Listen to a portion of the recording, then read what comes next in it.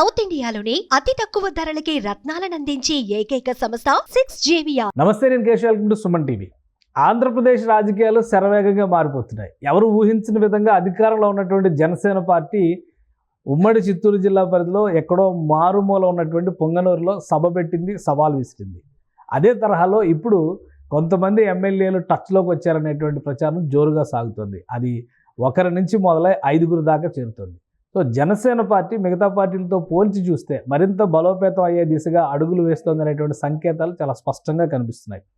అలానే గత ప్రభుత్వం చేసినటువంటి తప్పిదాలని వడపోసి అరెస్టు చేసేటువంటి కార్యక్రమాలు లేదా బాధ్యులైనటువంటి వ్యక్తులపైన చర్యలు తీసుకునేటువంటి కార్యక్రమాలు ఎప్పుడు మొదలవుతాయి అనేటువంటి అభిప్రాయాలు కూడా కేడర్లో రోజు రోజుకి బలపడుతున్నాయి. ఆ దిశగా నాగబాబు జనసేన పార్టీ నేతగా విసిరినటువంటి సవాల్ ఇప్పుడు కొత్త ఉత్సాహాన్ని రేపుతోంది. అధికార కూటమి ఆధారాలతో సహా ముందుకు వెళ్ళేటువంటి ప్రయత్నాలు చేస్తుందా? రాబోయే రోజుల్లో అరెస్టులను కూడా చూడబోతున్నామా? ఒకసారి విశ్లేషించేటువంటి ప్రయత్నం చేద్దాం. మనతో పాటు జనసేన పార్టీ అధికార ప్రతినిధి రాయపాటి అరుణ గారు ఉన్నారు. అరుణ గారు నమస్కారం. నమస్తే అండి. అరుణ గారు, ఏంటి ఎవరు ఊహించలేదు పొంగనూరులో సభ పెట్టడం, సడన్గా నాగబాబు గారు మాట్లాడినటువంటి అంశాలు కూడా చాలా కీలకమైనటువంటి అంశాలు మాట్లాడారు అనేటువంటి చర్చ జరుగుతుంది. నేపథ్యం ఏంటి దీనికి? సరే, గత 5 ఏళ్ల పరిపాలనలో పేరుకి నా ఎస్సీలు, నా బీసీలు, నా మైనార్టీలు అని చెప్పేసి ముద్దులు పెట్టడం వరకు పరిమితం చేసినట్టు జగన్మోహన్ రెడ్డి పాలనంతా కూడా 5 రెడ్ల చేతులను పెట్టాడు అనే విషయం మనందరికీ తెలుసు సార్. అందులో ప్రధానమైనటువంటి రెడ్డి, రాయలసీమను శాసిస్తున్నటువంటి రెడ్డి, మనం నిజ జీవితంలో చూసినటువంటి ఎర్రచందనం పుష్ప, ఇవన్నీ బిరుదులు ఏవైతే ఇవ్వాల్సి ఉంటాయో అట్లాంటివన్నీ కూడా ఒక్క వ్యక్తికి ఇవ్వచ్చు. అందుకు అతను అర్హుడు. అట్లాంటి వ్యక్తి పెద్దిరెడ్డి రామచంద్రారెడ్డి. ఆయన నియోజకవర్గంలో సామాన్యుడు అనే వ్యక్తి సొంతంగా కనీసం బర్రెకి పిండిన పాలు, వాళ్ళ ఇంట్లో పాడి ఏదైతే ఉండిద్దో ఆ పాడికి వచ్చినటువంటి పాలును కూడా స్వచ్ఛందంగా తన రేటుకు తను అమ్ముకోవడానికి లేనటువంటి పరిస్థితి క్రియేట్ చేసి బయట మార్కెట్ లో 40 రూపాయలు 45 రూపాయలు ఇస్తున్నటువంటి పాలని అక్కడ మాత్రం కేవలం 20 రూపాయలకి పొంగనూరు రామచంద్రారెడ్డి గారికి సంబంధించిన డైరీ ఫార్మ్స్ కు పోయాల్సినటువంటి సిచ్యువేషన్ క్రియేట్ చేసి పేద బడుగు బలహీన వర్గాలందరి నుంచి కూడా దోచుకొని తిని ఎక్కడో బయటకు కనిపించినటువంటి అరణ్యాల్లో గెస్ట్ హౌస్లు కట్టుకొని విలాసవంతమైన జీవితాన్ని అనుభవిస్తూ వేల ఎకరాలు ప్రజల భూమిని, ప్రభుత్వానికి సంబంధించినటువంటి భూమిని పదవులు అడ్డం పెట్టుకుని దోచుకున్నాడు అన్న విషయం తెలుసు సార్ క్లియర్ గా. అందుకే ఎవరైతే మెయిన్ టార్గెటెడ్ గా ఆస్తులన్నింటినీ కూడా ప్రజల ఆస్తులను దోచుకున్నారో అట్లాంటి వ్యక్తుల నియోజకవర్గంలోనే జనసేన యొక్క బలం ఏంటి, జనసేన యొక్క ధైర్యం ఏంటి, జనసేన రాబోయే భవిష్యత్తులో చేయబోయేటువంటి పనులు ఏంటి అనేది క్లియర్ గా అక్కడే చెప్పాలనుకున్నాం. కాబట్టి క్లియర్ గా నాగబాబు గారి ఆధ్వర్యంలో ఆ సభని కళ్యాణ్ గారి యొక్క అనుమతితోటి పెట్టడం జరిగింది. క్లియర్ గా అనుకున్నట్లుగానే పెద్ద ఎత్తున రాయలసీమ నుంచి, అందున కూడా పెద్దిరెడ్డి రామచంద్రారెడ్డి గారి నియోజకవర్గం నుంచి ఊహించని స్థాయిలో అంత క్రౌడ్ అక్కడ గ్యాదర్ అవడం, జనసేన పట్ల ఉన్నటువంటి వాళ్ళ అభిమానాన్ని తెలియజేయడం, ఇప్పుడు కూటమి ప్రభుత్వం పట్ల వాళ్ళ నమ్మకాన్ని తెలియజేయడం కూడా జరిగింది క్లియర్ గా. కానీ ఒకటి, ఆధారాలు ఉన్నప్పుడు చర్యలు తీసుకోవడం అనేది ముఖ్యమైనది. ఎందుకంటే అధికారంలో ఉంది మీ కూటమి ప్రభుత్వమే. కానీ ఈ మీటింగ్లు, సభలు, ఇప్పుడు ఎలక్షన్స్ లేవు కదా, పబ్లిక్ అవేర్నెస్ కార్యక్రమాలు చేయడానికి ఇమీడియట్ యాక్షన్లోకి ఎందుకు దిగట్లేదు? రెడ్ బుక్ అని ఊరించారు, ఎక్కడా చర్యలు జరగట్లేదు అనేటువంటి విమర్శలు వస్తున్నాయి. సో ఇక్కడ ఆధారాలు ఉన్నాయంటున్నారు, అటవీ శాఖ భూముల్ని ఆక్రమించారంటున్నారు, కానీ చర్యలు మాత్రం ఏమీ లేవు అనేటువంటి విమర్శలకు ఏం సమాధానం చెప్తారు? సార్, 11 ఏళ్లుగా 38 కేసుల్లో ముద్దాయిగా ఉన్నటువంటి ఒక వ్యక్తి 11 ఏళ్లుగా బెయిల్ మీద తిరుగుతున్నాడు. గత చరిత్రలో ఏ ముద్దాయికి దక్కనటువంటి ఒక అవకాశాన్ని పొందుతూ ఇంకా బయటే ఉన్నాడు అంటే చట్టంలో ఉన్నటువంటి లోపాలు ఏ స్థాయిలో తెలుసు, క్రైమ్ ఎంత ఆర్గనైజ్డ్ గా చేయొచ్చు పట్టుబడకుండా అనేది తెలియని వ్యక్తి అయితే కాదు జగన్మోహన్ రెడ్డి అని మనం అందరం తెలుసుకోవాలి సార్ ఫస్ట్. అలాగే జగన్మోహన్ రెడ్డి గారు ఆధ్వర్యంలో నడుస్తున్న టీం కూడా అలాగే చేసిందని చెప్పడంలో ఎలాంటి సందేహం అక్కర్లేదు. దోచుకున్న భూములు, గనులు, అలాగే మట్టి, మొత్తం ఏదైతే ప్రకృతి వనరులని, ప్రజల సొమ్ముల్ని ఏదైతే దోచుకున్నారో అదంతా కూడా పగడ్బందీగా సొంత పేరులతో కాకుండా వాళ్ళ క్వారీల్లోనో, వాళ్ళ ఫ్యాక్టరీలు, సిమెంట్ ఫ్యాక్టరీల్లోనో, లేదంటే వాళ్ళ పొలాల్లోనో పనులు చేయడానికి వచ్చినటువంటి అతి సామాన్యులు, పక్క రాష్ట్రాలకు సంబంధించిన వాళ్ళ పేర్ల మీద ఇక్కడ ఆధార్ కార్డులు, ఐడెంటిటీ ప్రూఫ్లు పుట్టించి వాళ్ళ పేర్ల మీద ఆస్తులన్నీ దోచుకున్నారు సార్. ఇవాళ బినామీల పేర్లతోటి ఉన్నటువంటి ఆస్తులన్నింటినీ కూడా నేరుగా మనం ఎవరైతే మెయిన్ ముద్దాయి ఉన్నారో వాళ్ళని అరెస్ట్ చేయడం చట్ట ప్రకారం అయ్యే అయ్యే పని కాదు కాబట్టి ఖచ్చితంగా బినామీలు అందరినీ ఎంక్వైరీ చేయడం, తద్వారా వాళ్ళ వెనకాల ఉన్నటువంటి వ్యక్తులు ఎవరో వాళ్ళని అరెస్ట్ చేయడం అనేది కొంచెం టైం టేకింగ్ ప్రాసెస్ సార్. ఇది మన చట్టంలో ఉన్నటువంటి లోపాలను బట్టి. కాబట్టి డెఫినెట్ గా ఇవాళ కాకపోతే రేపైనా సరే అసలు ముద్దాయిలు ఎవరనేది చట్టానికి పట్టుబడకపోరు, మనందరం చూడకపోం సార్. అంటే ఇటీవల పెద్దిరెడ్డి రామచంద్రారెడ్డి గారికి సంబంధించి ఒక ఫారెస్ట్ హౌస్ ఆయన ఆక్రమించారని, ప్రభుత్వ ధనాన్ని ఉపయోగించుకుని కిలోమీటర్ల మేర రోడ్లు నిర్మించారని ఇవన్నీ కూడా వైరల్ అవుతున్నాయి. అధికారికంగా కూటమి పార్టీల నాయకుల నుంచి, కూటమి పార్టీల అఫీషియల్ గ్రూప్స్ నుంచి కూడా అవి వైరల్ అవుతున్నటువంటి పరిస్థితి ఉంది. సో ఇంత పకడ్బందీగా ఆధారాలు ఉన్నప్పుడు చర్యలకు ఇంకా సమయం అవసరం అవుతుందా? సార్ తప్పకుండా సార్, మీకు మళ్ళీ క్లియర్ గా చెప్తున్నాను నేను. ఇప్పుడు ఒక కాంట్రాక్ట్ తీసుకున్నారు అంటే అక్కడ ఒక కాలనీ క్రియేట్ చేసి, ఆ కాలనీలో సామాన్యులు ఎవరో ఉంటున్నట్టుగా క్రియేట్ చేసి, ఆ కాలనీకి రోడ్లు వేస్తున్నట్టుగా క్రియేట్ చేసి ప్రభుత్వం నుంచి బిల్లులు రాబట్టుకున్నారు. ఇప్పుడు దీన్ని ఎన్ని రకాలుగా ఎంక్వైరీ చేయాల్సి వచ్చింది. ఒకసారి సర్వే ప్రకారం ఎన్ని డిపార్ట్మెంట్ లో అది రాంగ్ అని నిరూపించాలో మనకందరికి తెలిసిన విషయం సార్. దాంట్లో R&B వర్క్ చేయాలి, MRO వర్క్ చేయాలి, MDO వర్క్ చేయాలి, కలెక్టర్ వర్క్ చేయాలి, ఇలా రకరకాలుగా స్థానిక సంస్థలు, స్థానిక ఎమ్మెల్యేలు, ఇలా మొత్తం అంతా ఒక్క వ్యవస్థ కాదు, ప్రభుత్వంలో ఉన్నటువంటి చాలా వ్యవస్థలు కోఆర్డినేట్ అయ్యి సర్వేలు చేసి ఇది తప్పు అని నిరూపించాల్సిన సిచ్యువేషన్. అది ఒక రోజులో మీడియాలో ఒక న్యూస్ వదిలినంతో, లేదంటే మేము అధికార పక్షంలో ఉన్నటువంటి నాయకులుగా, లేదంటే వాళ్ళకి వైరు పక్షంగా ఉన్నటువంటి నాయకులుగా చెప్పినటువంటి 5 నిమిషాల కాన్సెప్ట్ తో అయ్యే పనే కాదు. చట్ట ప్రకారం జరగాల్సిన అంశం ఏదైనా సరే క్లియర్ గా ప్రభుత్వ నిధులతోటి ప్రజలకి రోడ్లు వేస్తున్నట్లుగా క్రియేట్ చేసి బిల్లులు పెట్టేసి వాళ్ళ సొంత ఫామ్ హౌస్ రోడ్లు వేసుకున్నారు మాత్రం వాస్తవం. దాన్ని తొందరగా బయటపెడతారు. అరుణ్ గారు, గత కొద్ది రోజులుగా చూస్తే పవన్ కళ్యాణ్ గారు కూడా ఒక 3-4 సార్లు రాయలసీమ పైన పర్యటనలు పెట్టారు, రాయలసీమ పైన స్పెషల్ ఫోకస్ పెట్టారు. కర్నూలు జిల్లాలో ఉన్నటువంటి ప్రాజెక్టులను అయితే స్పెషల్ సర్వే కూడా చేశారు ఆయన. ఇప్పుడు నాగబాబు గారు మళ్ళీ రాయలసీమలో సభ నిర్వహించారు. ఎందుకు జనసేన పార్టీ రాయలసీమ పైన, రాయలసీమ రాజకీయాల పైన స్పెషల్ ఫోకస్ ఏమైనా పెట్టిందా? ఇక్కడ స్పెషల్ ఫోకస్ అంటూ రాజకీయాల పైన కాదు సార్. అక్కడ ఉన్నటువంటి యువత, ప్రజలు, వాళ్ళ ఉపాధి మార్గాలు, వాళ్ళు వెళ్తున్నటువంటి వలసలు ఆపడం, అక్కడ జరుగుతున్న దారుణాలు, అక్కడ జరుగుతున్న ఆక్రమణలు, వీటన్నింటి మీద ఫోకస్ పెట్టాం సార్. ఖచ్చితంగా రాయలసీమలో ప్రజలని ఆర్థికంగా బలపరుస్తూనే జనసేన పార్టీ బలపడాలి, కూటమి కూడా బలపడాలని ప్రధాన ఎజెండాతోనే రాయలసీమ మీద ఫోకస్ పెట్టాం సార్. క్లియర్. ఓకే. ఇంకొక విషయం ఏంటంటే, ఈ తిరుపతి ఇష్యూ జరిగిన తర్వాత నుంచి జనసేనాని ముఖ్యంగా రాయలసీమ పైన స్పెషల్ ఎజెండా ఒకటి తీసుకున్నారు అనేటువంటి ఒక చర్చ నడుస్తుంది. అలాంటిది ఏమీ లేదా? నార్మల్గా మీరు యథావిధిగా రాజకీయాల్లో భాగంగా, అభివృద్ధిలో భాగంగా, పరిపాలన వ్యవహారాల్లో భాగంగానే రాయలసీమ గురించి మాట్లాడుతున్నారా? యథావిధిగా తిరుపతి సంఘటన తర్వాత అనేది ఇది ముమ్మాటికి తప్పు సార్. క్లియర్ గా ఎక్కువ పర్సెంట్ ఆంధ్రప్రదేశ్ నుంచి వలసలు వెళ్తున్న ప్రాంతం ఏదైనా ఉందంటే రాయలసీమ. అక్కడ నిధులు ఉన్నాయి, అక్కడ నాయకులు ఉన్నారు, అక్కడ సౌకర్యాలు ఉన్నాయి. అయినా సరే అక్కడే అధిక సంఖ్యలో వలసలు ఉన్నాయి, అక్కడ అధిక సంఖ్యలో అరాచకాలు ఉన్నాయి, అక్కడ అధిక సంఖ్యలో నేర ప్రవృత్తి ఉన్నటువంటి నాయకత్వం బిల్డ్ అవుతూ ఉంది. వీటన్నింటినీ కూడా ఆపాలి అంటే ఖచ్చితంగా అక్కడే ఫోకస్ పెట్టాలని మాకు అర్థమైంది సార్. అందువల్లే ఖచ్చితంగా రాయలసీమ మీద బేస్ చేసుకుని అక్కడ ఉన్నటువంటి అన్ని అరాచకాలకు అడ్డుకట్ట వేస్తూ, ప్రజల యొక్క సమస్యలకు కూడా అడ్డుకట్ట వేస్తూ వాళ్ళని ముందుకు తీసుకెళ్లాలి. అధికారంలో ఉన్నారు మీరే, అరాచకాల గురించి వాటి గురించి ఆల్రెడీ ఇంతకు ముందర మాట్లాడారు. ఇప్పుడు అధికారంలో ఉండగా చర్యలు తీసుకుంటారు అనేది అందరిలోనూ ఉన్నటువంటి ఆలోచన. రెడ్ బుక్ అమలు చేస్తారా, అమలు చేయరా, అమలు చేయబోతున్నారా, ఈ చర్చ కూడా విస్తృతంగా జరుగుతుంది. ఆ స్థాయిలో రెడ్ బుక్ అమలు అనేది మీరు అనుకున్నంత ఈజీగా ఇప్పటికిప్పుడు ఉన్న పేర్లన్నీ కూడా ఒకేసారి చేయాలి అంటే ఉన్న సమయం వాళ్ళకి సరిపోయింది సార్. ప్రజల పాలన గురించి ఏం కేటాయించాలి నాయకులంతా కూడా? కొన్ని పెద్ద పెద్ద కేసులు, కొన్ని పెద్ద పెద్ద అంశాల పైన కూడా హామీలు ఇచ్చారు. మొన్న వైఎస్ వివేకా గారి కుమార్తె మళ్ళీ ఆమె కోర్టు మెట్లు ఎక్కాల్సిన పరిస్థితి వచ్చింది. గతంలో సొంత అన్న అధికారంలో ఉన్నా న్యాయం చేయలేదు అనేటువంటి విమర్శ చేశారు. ఇప్పుడు మళ్ళీ ఆమె 6 నెలల్లో నాకు ఈ కేసును తేల్చండి అని కోర్టు మెట్లు ఎక్కాల్సినటువంటి పరిస్థితి వచ్చింది. అది యాక్చువల్ గా రాష్ట్ర ప్రభుత్వం పరిధిలో లేదు సార్, మీకు తెలిసిన విషయమే. అది రాష్ట్ర ప్రభుత్వం పరిధిలో లేని అంశము. కానీ రాష్ట్ర గవర్నమెంట్ అండ్ కేంద్ర గవర్నమెంట్ కూడా కోఆర్డినేట్ అయ్యి చేయాల్సినటువంటి జ్యుడిషియరీ అది. కంపల్సరీగా ఆవిడకైతే న్యాయం చేసే తీరుతాం. ఎందుకంటే ఆ కేసుకి చుట్టుముట్టి చాలా మరణాలు ఆ తర్వాత జరిగాయి సార్. అది అందరికీ కూడా ఒక మిస్టరీ కింద మారిపోతున్నటువంటి అంశం. ఒక మరణం కాదు, ఆ కేసుతో లింక్ ఉన్నటువంటి ప్రతి ఒక్కరు. రీసెంట్ గా కూడా అతను ఎవరో వైఎస్ ధనుంజయ రెడ్డి సమ ఎవరో అతను చనిపోయాడు, అభిషేక్ రెడ్డి. ఆరోగ్యంగా ఉన్నటువంటి వ్యక్తి, అతనే ఒక డాక్టరు. 2 నెలల క్రితం వరకు కూడా చాలా యాక్టివ్ గా జగన్మోహన్ రెడ్డి కన్నా, అవినాష్ రెడ్డి కన్నా ఎక్కువ రాయలసీమలో రాజకీయం అతనే నడిపించాడు.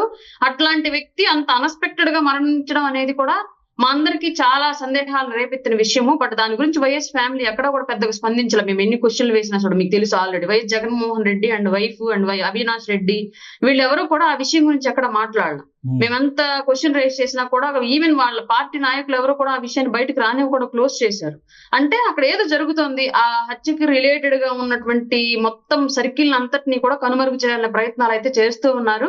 కానీ ఇది కేంద్ర పరిధిలో ఉన్నటువంటి అంశం కాబట్టి ఖచ్చితంగా ఆవిడకి న్యాయం జరగడంతో పాటు ఈ ఇంటర్ లింక్డ్ గా ఈ మరణాలు ఏవైతే జరిగాయి వీటన్నింటినీ కూడా బయటకు తీసుకురావాల్సిన అవసరం ఉంది. వాటి మీద కూడా దర్యాప్తు చేయాల్సిన అవసరం ఉంది. కాబట్టి సార్ ఖచ్చితంగా కేంద్ర ప్రభుత్వానికి రాష్ట్ర ప్రభుత్వం సహకారం అందిస్తూ ఈ కేసును ముందుకు తీసుకెళ్లట్లయితే ముందే ఉంది. ఆల్రెడీ సునీతమ్మ గారికి కూడా చంద్రబాబు నాయుడు గారు హామీ ఇవ్వడం జరిగింది. ఖచ్చితంగా వాళ్ళ తండ్రి గారిని చంపిన వాళ్ళని ఖచ్చితంగా శిక్షించి తీరదామని చెప్పేసి హామీ ఇవ్వడం అయితే జరిగింది. కానీ కేంద్ర పరిధిలో ఉన్నటువంటి సిస్టమ్ కాబట్టి కొంత టైం అయితే తీసుకునేది సార్. కూటమిలో దీనిపైన ఒక అండర్స్టాండింగ్ ఉందా ఈ కేసు విచారణ పైన కానీ, అలానే గతంలో జరిగినటువంటి కాకినాడలో డోర్ డెలివరీ మర్డర్ల గురించి కానీ, ఇంకా చాలా అంశాలు ఉన్నాయి. బాపట్లలో ఒక పిల్లాడిని తగలబెట్టేసినటువంటి విషయాలు కానీ, వేటిపైన ఇంకా సరైనటువంటి నిర్దిష్టమైనటువంటి చర్యలు మొదలు కాలేదు అనేటువంటి అభిప్రాయం ఉంది. బాపట్ల కేసుకు సంబంధించి ఆల్రెడీ ఆ వ్యక్తి బెయిల్ తీసుకొచ్చుకున్నాడు, వాయిదాలకి తిరుగుతున్నాడు సార్. అది చట్ట పరిధిలో ఉన్న అంశం. దానిలో రాజకీయాలు ఇంకేమీ చేయలేము. అది ఓపెన్ గానే జరిగినటువంటి మర్డరు. క్లియర్లీ దానికి ఏమి రాజకీయ రంగు కూడా ఆ టైంలో వైసీపీ కూడా పులిమే ప్రయత్నం కొంతవరకు చేసింది. కానీ అతను అరెస్ట్ కాకముందు వరకు చేసే ప్రయత్నం చేసింది. కానీ లోకల్ నాయకత్వం ఆ తర్వాత వాళ్ళు కూడా చేతులు ఎత్తేసారు. ఇప్పుడు వాళ్ళు లీగల్ గా ఆ విషయం ప్రొసీడ్ అవుతుంది కాబట్టి రానున్న రోజుల్లో కోర్టు వాయిదాల అనంతరం అతనికి శిక్ష అయితే పడుతుంది సార్. ఇది బాపట్ల కేసుకు సంబంధించి ఉన్నటువంటి అప్డేట్ మా దగ్గర. బట్ ఇక్కడ డ్రైవర్ సుబ్రహ్మణ్యం హత్య కేసు అనేది కూడా ఆల్రెడీ కోర్టు పరిధిలో ఉంది. వాళ్ళ వైఫ్ ని రాజీ చేయించాలని ట్రై చేశారు అక్కడ ఉన్నటువంటి వైసీపీ వర్గం అంతా కూడా. ఆవిడ కొంతమేర కన్విన్స్ అయినప్పటికీ కూడా మళ్ళీ చివరిలో ఏదో కేసే వేశారని చెప్పేసి తెలిసింది. దానికి సంబంధించి కూడా అనంతబాబు ఇప్పటికీ కోర్టు వాయిదాలను ఫేస్ చేస్తున్నాడు. అది కూడా చట్టం పరిధిలో ఉన్నదే. ఖచ్చితంగా దాని మీద చట్టమే యాక్షన్ తీసుకోవాలి. దాని ప్రభుత్వం కూడా ఏమీ చేయలేం సార్. సో ఇక్కడ వివేకానంద రెడ్డి గారి మర్డర్ వచ్చేటప్పటికి ఇందులో కూటమి ప్రభుత్వానికి సంబంధించిన వాళ్ళు ఎవరో చుట్టాలు లేరు సార్ కాపాడడానికి. మాకెవరికి అవసరం లేదు, అవకాశం లేదు. అది ఆల్రెడీ కేంద్రం పరిధిలోకి వెళ్ళిపోయింది కాబట్టి డెఫినెట్ గా ఆంధ్ర రాష్ట్రంలో వైసీపీ టైంలో జరిగినటువంటి ప్రతి మర్డర్ కి ఖచ్చితంగా నేరస్తులు శిక్షించబడే తీరతారు.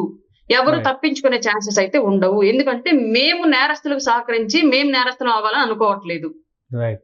ఇంకొకటి ఏంటంటే రాష్ట్రంలో రాజకీయాలు శరవేగంగా మారిపోతున్నాయి. ఉన్న 11 మందిలో కూడా నంబర్స్ మారుతున్నాయి అనేటువంటి ఒక చర్చ నడుస్తుంది. అది కూడా అందరూ జనసేన వైపు ఆసక్తి చూపిస్తున్నారు అంటున్నారు. ఇందులో ఏమన్నా వాస్తవం ఉందా? ఎమ్మెల్యేలే వస్తున్నారు త్వరలో, అతి త్వరలో.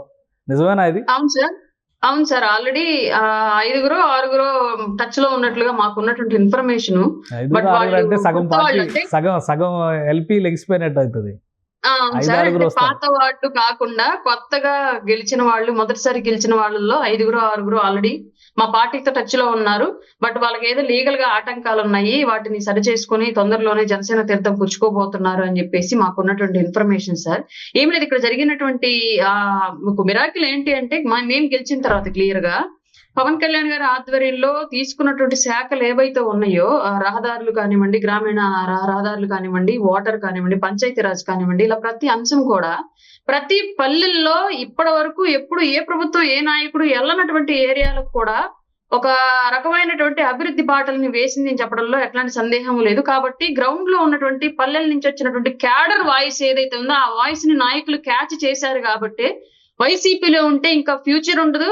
పైగా ఈ 5 ఏళ్ల పాటు కూడా ఎలాంటి గౌరవ మర్యాదలు ఉండవు, ఎలాంటి రక్షణ కూడా ఉండదు అన్న విషయాన్ని అర్థం చేసుకున్నారు. కాబట్టి క్లియర్ గా అక్కడ స్థానికంగా ఉన్నటువంటి ప్రజల నుంచి కూడా ఎట్లాంటి పాజిటివ్ రెస్పాన్స్ కూడా ఉండదని చెప్పేసి అక్కడ గెలిచినటువంటి శాసనసభ్యులుగా వాళ్ళకి అర్థమైంది. కాబట్టి అందుకే ఎవరి నాయకత్వాన్ని అయితే ప్రజలు గ్రౌండ్ స్థాయిలో బాగా ఎక్కువ ఇష్టపడుతూ ఉన్నారు, అట్లాంటి నాయకత్వంలో కూడా వాళ్ళు వచ్చి చేరాలని చెప్పేసి అనుకుంటున్నారు సార్. నాకు తెలిసి మన్యం, పాడేరు, రంపచోడవరం ఇట్లాంటి ఏరియాల నుంచి ఉన్నటువంటి వాళ్ళు జాయిన్ అవ్వడానికి సిద్ధంగా ఉన్నారని చెప్పేసి మాకు వస్తున్నట్టు. మీరు చెప్పిన దాని ప్రకారం చూస్తే ఇక్కడ 2 విషయాలు. 11 మందిలో 5-6గురు అంటే పార్టీ సగం ఖాళీ అయిపోతున్నట్టు లెక్క. ప్లస్ ఈక్వేషన్స్ పరంగా చూస్తే కూడా గెలిచిన 6గురు రెడ్డి సామాజిక వర్గానికి చెందిన వాళ్ళు ఉన్నారు. మీరు చెప్పి మిగతా 5గురు కూడా ఫ్రెష్ అంటే కొత్తగా గెలిచిన వాళ్ళు, ఫస్ట్ టైమర్స్ వాళ్ళందరూ వచ్చేస్తే వైఎస్ రెడ్డి కాంగ్రెస్ అయిపోతుంది. అది నిజమేనా అది? ఆల్మోస్ట్ సార్ అప్పట్లో వైఎస్ రాజశేఖర రెడ్డి గారు పెట్టి మూసేసినటువంటి ఆవుదొడ పార్టీని ఇవాళ 3 రంగుల పార్టీగా జగన్మోహన్ రెడ్డి కొద్ది రోజులు నడుపుకోవాల్సి వచ్చింది సార్. ఆటోమేటిక్ గా ఆయన కూడా లండన్ లో సిద్ధం చేసుకుంటున్నాడు అని చెప్పేసి తెలుస్తోంది.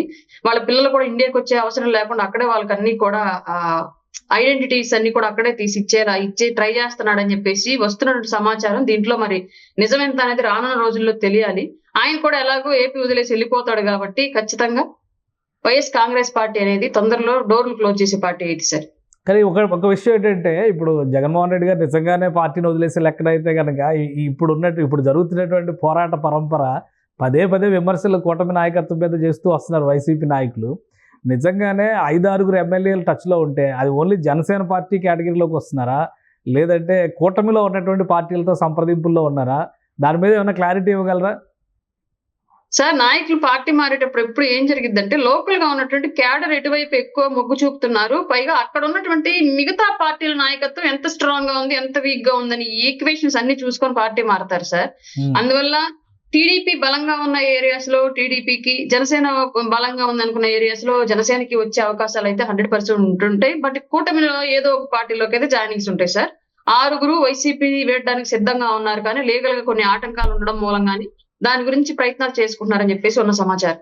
ఆల్రెడీ ఇప్పుడు చూస్తున్నాం, ఇప్పుడు తెలంగాణలో పార్టీ మారినటువంటి ఎమ్మెల్యేలు అందరూ అనర్హత వేటుపడేటువంటి అవకాశాలు ఉన్నాయి. సుప్రీంకోర్టులో కూడా చాలా సీరియస్ ఇన్స్ట్రక్షన్స్ ఇచ్చారు. రేపో ఎల్లుండో తేలుతుంది అంటున్నారు. సో ఇలాంటి పరిస్థితుల్లో ఏపీలో పార్టీలు మారడానికి అవకాశం ఉందా? మీరేమంటారు ఒక రాజకీయ పార్టీ నాయకురాలుగా? ఒకవేళ అనర్హత వేటు పడినా ఇంత పెద్ద వేవ్ లో 11 టికెట్లు ఉన్న పార్టీని పట్టుకుని ఊగులాడే కన్నా కూడా 165 టికెట్లు ఉన్నటువంటి సీట్లు ఉన్నటువంటి పార్టీకి వచ్చి మళ్ళీ పోటీ చేసి గెలవడం పెద్ద విషయం కాదు సార్ వాళ్ళకి, నాకు తెలిసినంత వరకు. ఖచ్చితంగా అట్లాంటి ఆటంకాలే కనుక ఎదురైతే వాళ్ళ పార్టీ మారాలని డిసైడ్ అయితే ఇంకా 4.5 ఏళ్ల పరిపాలనా కాలం ఉంది కాబట్టి కూటమి చేతులను 100% మారటానికి ప్రయత్నాలు చేస్తారు వాళ్ళు. సో అంటే మారే వాళ్ళకి ఉప ఎన్నికల ఆఫర్ కూడా ఉంటుంది. మీరు అదేమన్నా క్లారిటీ ఇస్తే? అవునండి, లీగల్ గా ఇప్పుడు ప్రాబ్లం అయితే రాజీనామా చేసే వెళ్ళాలి అంటే ఖచ్చితంగా ఉప ఎన్నికల ఆప్షన్ ఉంటది కదా సార్, ఖచ్చితంగా ఉంటది. రెండోది ఏంటి అంటే వీళ్ళంతా పాపం ఫ్రెషర్స్. గత 5 ఏళ్ల పాటు జగన్మోహన్ రెడ్డి అండ్ టీం చేసినటువంటి పాపాలతో వీళ్ళకి ఏ సంబంధం లేదు. చివరి నిమిషాల్లో టికెట్లు కన్ఫర్మ్ చేశారు, మాకు టికెట్లు ఇచ్చారు చాలు అన్నట్లుగా పోటీ చేశారు. అక్కడ జగన్మోహన్ రెడ్డి గారి చరిష్మా పనిచేసిందా లేదంటే స్థానిక అభ్యర్థి చరిష్మా పనిచేసిందా అన్నది తర్వాత విషయం. కానీ గెలిచి అసెంబ్లీకి వెళ్ళారు. బట్ అసెంబ్లీకి వెళ్ళలేదు అనుకోండి, గెలిచారు. జగన్మోహన్ రెడ్డి గారి పుణ్యమాన్ని అసెంబ్లీలో అడుగు పెట్టే అవకాశం కూడా వాళ్ళకి రాలేదు పాపం. ప్రమాణ చెప్పిన లెక్క ప్రకారం ఒకసారి చూద్దాం. అరకు వ్యాలీ అసెంబ్లీ స్థానానికి మత్స్యలింగం గారు గెలిచారు, ఫస్ట్ టైమరు. సో పాడేరు అక్కడ బీజేపీ కంటెస్ట్ చేసింది. బట్ పాడేరుకు సంబంధించి చూస్తే కూడా అక్కడ కూడా విశ్వేశ్వరరాజు గెలిచారు.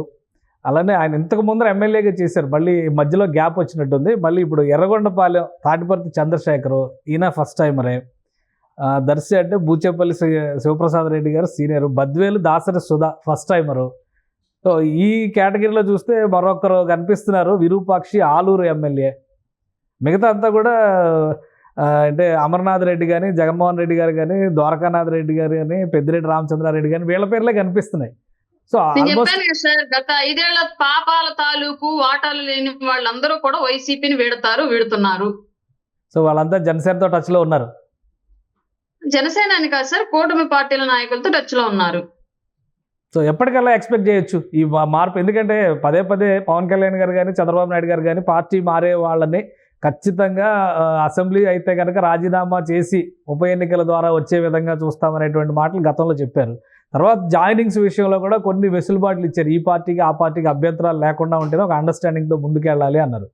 సో ఇప్పుడు ఈ ఎమ్మెల్యేలు తీసుకునేటువంటి క్రమంలో వాస్తవానికి అయితే కూటమికి అవసరం లేదు, వీళ్ళు కూడా అంత నంబర్ ఇచ్చారు, 93% రిజల్ట్ మీకు. సో ఇప్పుడు మళ్ళీ ఈ పార్టీ మార్పు అనే దానికి శ్రీకారం చుట్టడానికి ఏమైనా ప్రత్యేక కారణాలు ఉన్నాయా, లేదా ఫ్రెషర్స్ కాబట్టి ఎలాంటి ఇబ్బంది ఉండదనేటువంటి కన్క్లూజన్తో ఈ నిర్ణయం తీసుకుంటున్నారా? ప్రత్యేకమైన కారణాలు మా సైడ్ నుంచి ఏమీ లేవు సార్. అభ్యర్థుల సైడ్ నుంచే ప్రత్యేకమైన కారణాలు ఉండి స్థానికంగా ఎదురవుతున్నటువంటి ప్రజల నుంచి వస్తున్నటువంటి స్పందన నుంచి వాళ్ళు ఈ నిర్ణయం తీసుకోవడం జరుగుతోంది. ఆల్రెడీ గతంలో ఎమ్మెల్సీలో రాజీనామా చేస్తే ఇప్పటి వరకు కూడా వైసీపీ వాళ్ళు దానికి సంబంధించి రాజ్యసభ సభ్యులుగా ఉన్నటువంటి వాళ్ళు ఇప్పటి వరకు కూడా ఆ ఎమ్మెల్సీ రాజీనామాలని యాక్సెప్ట్ చేయాల, మీకు తెలిసే ఉండొచ్చు ఆల్రెడీ. అవును. అట్లాంటిది రేపొద్దున వీళ్ళు లీగల్ గా ఇష్యూస్ ఉన్నాయి కాబట్టి వాటిని క్లియర్ చేసుకునే పక్షంలో వైసీపీ అంత తేలిగ్గా వీళ్ళని వదులుకునిద్ది అని చెప్పేసి నేను అనుకోవట్లేదు. దీని మీద కూడా మళ్ళీ ఏదో ఒక లీగల్ లిటిగేషన్ పెట్టి వాళ్ళని హోల్డ్ చేయడానికి ప్రయత్నాలు చేసిద్ది. చూడాలి మరి రానున్న రోజుల్లో వాళ్ళ ఆటంకాలన్నింటినీ తొలగించుకుని ఎలాగ కూటమి పార్టీలో చేరుతారనేది మేము కూడా ఈగర్ గా వెయిట్ చేస్తున్నాం సార్. కానీ ఒక విషయం ఏంటంటే మీడియా ముందర మాత్రం వైసీపీ నేతలు వార్నింగ్ల మీద వార్నింగ్లు ఇస్తున్నారు. పెద్దిరెడ్డి రామచంద్రారెడ్డి గారు మొన్నే ఆఫీసర్స్కి వార్నింగ్ ఇచ్చారు, మళ్ళీ వచ్చేది మేమే మీకు అంతు తేలుస్తాను. ఇవాళ కూడా రోజా గారు ఏదో కామెంట్ చేశారు, తిరుపతిని మొత్తం భ్రష్టు పట్టించేశారు, కూటమి నాయకత్వం వచ్చి రాజకీయాలతో నింపేశారని చెప్పి వాళ్ళు చెలరేగిపోతున్నారు. ఇంకో వైపరీత్యం వైసీపీ వాషౌట్ అని మీరు చెప్తున్నారు. ఏది కరెక్ట్?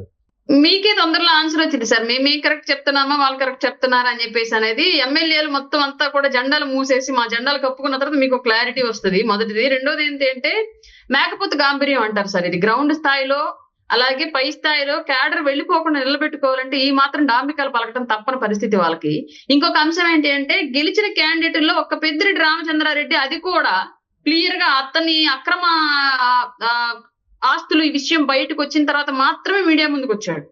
అంతకు ముందు వరకు కూడా గెలిచిన ఏ ఒక్కళ్ళు నోరెత్తి మాట్లాడిన పరిస్థితి మనం చూసాం. అంటే దాని అర్థం ఏంటి?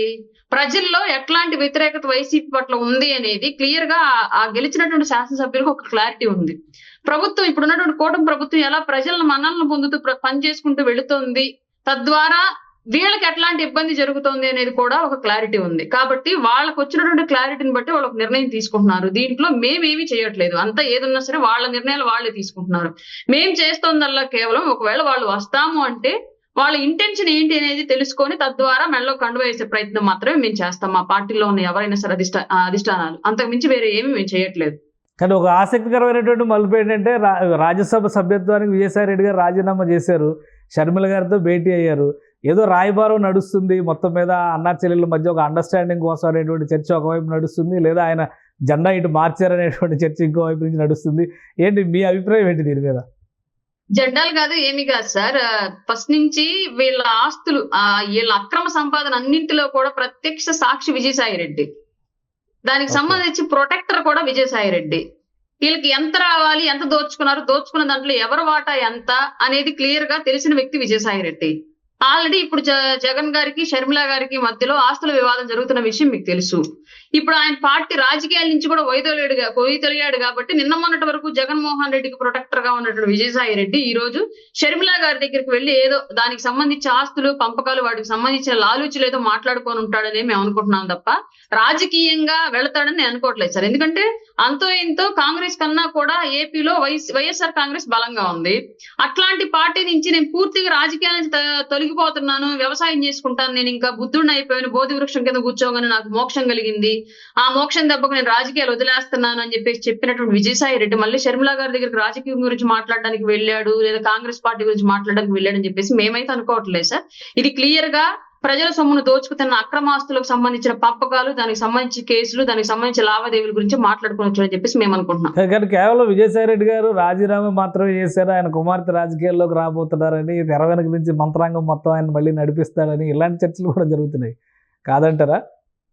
సార్, వైఎస్ రాజశేఖర్ రెడ్డి గారి టైం నుంచి డక్కా ముక్కీలు తిని ఉన్న రాష్ట్రంలో ఆస్తులన్నీ తిని ఇన్ని రకాల రాజకీయాలు చేసి ఇన్ని పదవులు అనిపించిన విజయసాయి రెడ్డి రాజకీయ సన్యాసం తీసుకుంటే ఇప్పటి వరకు రాజకీయాలు పరిచయమే లేని వాళ్ళ కూతురు వచ్చేసి ఏదో పినుమార్పులు సృష్టించేసిద్ది అంటే నమ్మేంత పిచ్చి రాజకీయ నాయకులు, పిచ్చి ప్రజలు ఆంధ్రప్రదేశ్ లో ఎవరున్నారు సార్? లేరంటారు అయితే? అస్సలు లేరు సార్. సో ఎప్పుడు జాయినింగ్స్ ఎప్పుడు జరుగుతున్నాయి? రెడీ అవుతున్నారా? పిఠాపురంలో ఆల్రెడీ ప్లేనరీకి రెడీ అవుతుంది జనసేన పార్టీ. సో అప్పటికల్లా ఎక్స్పెక్ట్ చేయొచ్చా ఈ జాయినింగ్స్ 5 6 క్లారిటీ వచ్చే అవకాశం ఉంటుందా? లేదు సార్, ప్లేనరీ లోపు నాకు తెలిసి జాయినింగ్స్ ఉండవు సార్, ఆఫ్టర్ ప్లేనరీ ఉంటాయి సార్. ఇంకా 2 నెలల టైం ఉంది కదా, మార్చి నెలన్నర టైం ఉంది దాదాపు. కానీ లీగల్ ఇష్యూస్ ఉన్నాయి సార్, దానివల్ల వాళ్ళు కొంచెం టైం తీసుకోవచ్చు నేను అనుకోవడం. రైట్. సో అదంతా క్లియర్ అయిన తర్వాతే ఈ జాయినింగ్స్ అనేవి ఉంటాయి. అవును సార్. మిగతా ఫార్మాలిటీస్ అన్ని క్లియర్, ఎవరికి వాళ్ళు టచ్ లో ఉన్నారని అనుకోవచ్చు అయితే? టచ్ లో అయితే ఉన్నారు సార్, ఇది మాత్రం clear. Okay right. Thank you Arun గారు, మీ అభిప్రాయాలు తెలియజేసినందుకు. ఇది ఆంధ్రప్రదేశ్ రాజకీయాల్లో మరొక బిగ్ బ్రేకింగ్ న్యూస్ కాబోతుంది. ఏకంగా 6 వైసీపీ ఎమ్మెల్యేలు టచ్ లో ఉన్నారు కూటమి నాయకత్వంతో అని జనసేన అధికార ప్రతినిధి రాయపాటి అరుణ్ గారు స్పష్టంగా చెప్తున్నారు. ఈ పార్టీ ఆ పార్టీ అనేటువంటి భేదం లేదు. ఖచ్చితంగా ఫ్రెషర్స్గా, ఫస్ట్ టైమర్స్గా ఎలక్ట్ అయ్యి ఎమ్మెల్యేలుగా ఇంకా అసెంబ్లీలో కూడా వాళ్ళు అడుగుపెట్టేటువంటి అవకాశం కల్పించలేదు వైఎస్ఆర్సీపీ అని విమర్శిస్తున్నారు. కాబట్టి అలాంటి వాళ్ళకి ఎలాంటి మకిలి ఉండదు. కాబట్టి వాళ్ళని తీసుకోవడానికి జనసేన నాయకత్వం అలానే కూటమి నాయకత్వం సంసిద్ధంగా ఉందని చెప్తున్నారు. అతి తొందరలోనే దీనిపైన క్లారిటీ రాబోతుంది. ఒకవేళ అదే కనుక జరిగితే వైఎస్ఆర్సీపీలో మిగిలిన సామాజిక వర్గాల నాయకులందరూ బయటకు వచ్చి కేవలం రెడ్డి కాంగ్రెస్ లాగా మిగిలిపోయేటువంటి పరిస్థితి ఉంది అని ఆమె హెచ్చరిస్తున్నారు. ఇక గతంలో చేసినటువంటి అరాచకాల పైన అన్వేషణ కార్యక్రమం వరుసగా కొనసాగుతుంది. ఆధారాలతో సహా అందరినీ పట్టుకుంటాం, ఎట్టి పరిస్థితుల్లో వదిలిపెట్టేది లేదని పొంగనూరు సభలో నాగబాబు చెప్పింది 100కి 100 పాళ్ళు నిజమవుతుందని రాయపాటి అరుణ చెప్తున్నారు. ఇది special discussion. Keep watching. Suman టీవీలో మీ పర్సనల్ అండ్ బిజినెస్ ప్రమోషన్స్ కోసం కింది నెంబర్కి కాంటాక్ట్ చేయండి.